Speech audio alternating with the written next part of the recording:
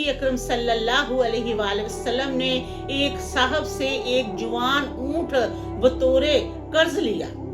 फिर आप सल्लल्लाहु अलैहि वसल्लम की खिदमत में सदके के ऊंट पेश किए गए, तो आप सल्लल्लाहु अलैहि वसल्लम ने हजरत अबू रफा रजी अल्लाह को ये हुक्म दिया कि उन साहब को कर्ज की वापसी के तौर पर एक जवान ऊंट दे दो।